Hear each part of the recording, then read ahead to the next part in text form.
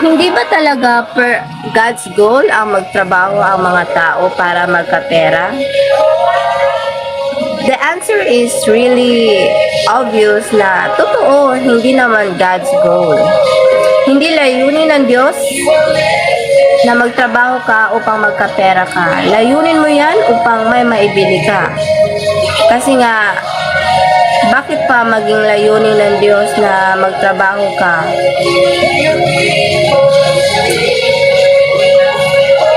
Kasi hindi naman siya ang kakain, di ba? Ikaw naman ang kakain sa pinagpaguran mo. Kaya magpasalamat ka sa sarili mo dahil nagsisikap ka. Magpasalamat ka sa sarili mo dahil hindi ka naging tamad upang magkapera. Ngayon, may mga sari-saring komento po ang resulta ng post na iyan. Kumbaga, wala ka raw Diyos kapag hindi ka marunong magpasalamat sa sweldong natanggap mo sa pagtatrabaho. Ngayon, gusto kong linawin ito sa lahat ng nakapanood sa video ito. Gusto kong linawin kung ikaw ay nakapagpanood. Para sa akin, gusto kong ituro sa lahat na kapag tayo ay magtrabaho para magkapera, personal goal natin yan dahil we want to buy something, di ba?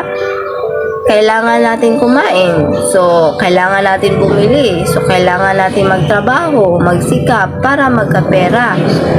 Ngayon, totoo naman na hindi naman God's goal yan dahil hindi naman siya ang kakain. Tayo naman ang kakain. So, it is our personal goal. Sariling goal natin ang magkapera kaya tayo nagtatrabaho. Yan ang totoo. Hindi yan goal ng Diyos na magtrabaho tayo. Hindi yan ang goal ng Diyos. Ang goal ng Diyos ay kung saan mahanap siya. Ang goal ng Diyos kung saan ay masamba siya. Ang goal ng Diyos kung saan ang mga tao ay mananalig sa Kanya. May iba't ibang klaseng pananalig ang mga tao sa Diyos. Mananalig ang tao kapag walang-wala na. Mananalig ang tao sa Diyos, Ama, sa langit. Mananalig lamang ang tao sa Diyos kapag panahon ng problema.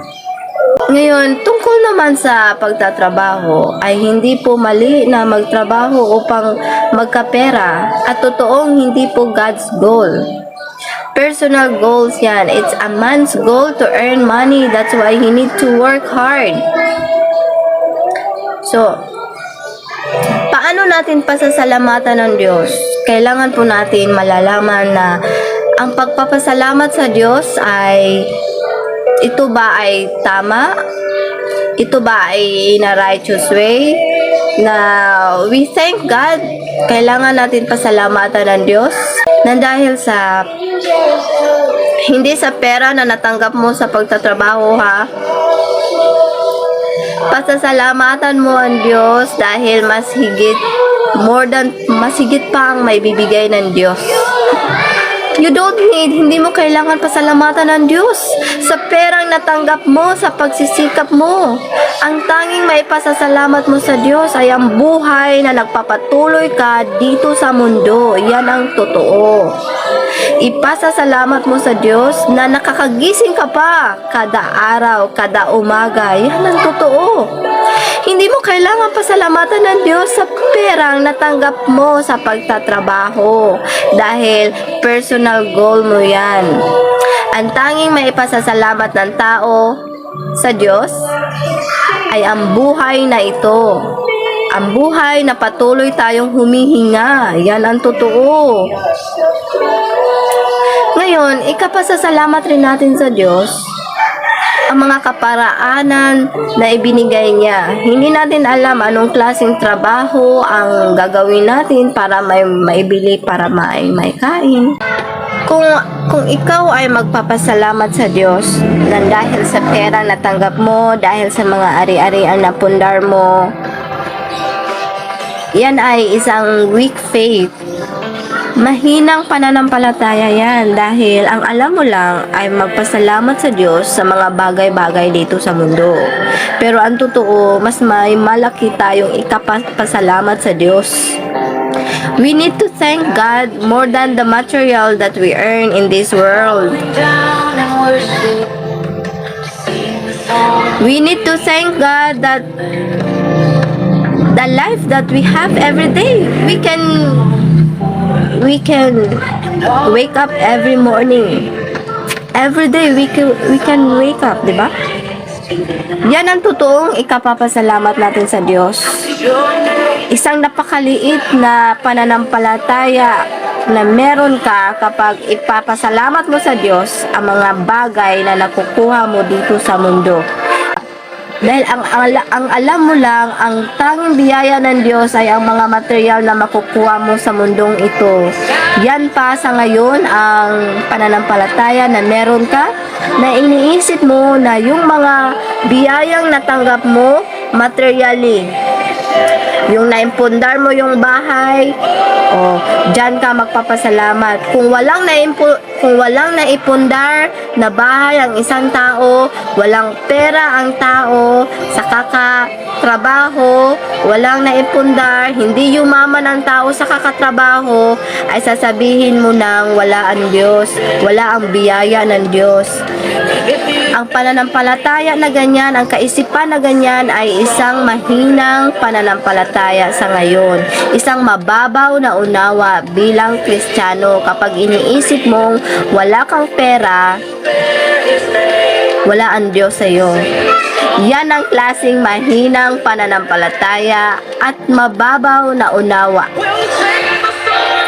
Pero kung malakas ang pananampalataya mo sa Diyos, hindi mo maiisip na kahit wala kang pera, hindi mo maiisip na wala ang Diyos sa iyo, sapagkat ang buhay na meron ka ay isang malaking biyaya, isang napakalaking biyaya. Kaysa sa pera, kaysa sa mga material na makukuha mo. Ngayon, ang mga tao na masaya sa ngayon na may naipundar na bahay, pero anong mangyayari? Binagyo, nasisira, linindol, nasisira ang mga bahay na naimpundar. Ngayon, saan dyan ngayon? Masasabi mo pa ba? Masasabi mo pa bang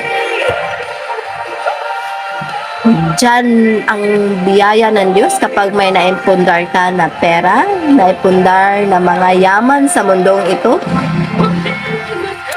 Ang tunay na biyaya ng Diyos ay ang buhay na payapa, ang buhay na maligaya, masaya, may kagalakan, may punong-puno ng pagpapatawad, ang buhay na punong-puno ng pagpapatawad, yan ang tunay na biyaya ng Diyos.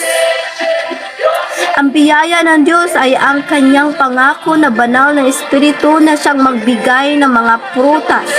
Prutas ng kagalakan, prutas ng pagkontrol sa sarili, prutas ng kaligayahan, prutas ng pagpapakumbaba. Yan ang tunay na biyaya ng Diyos.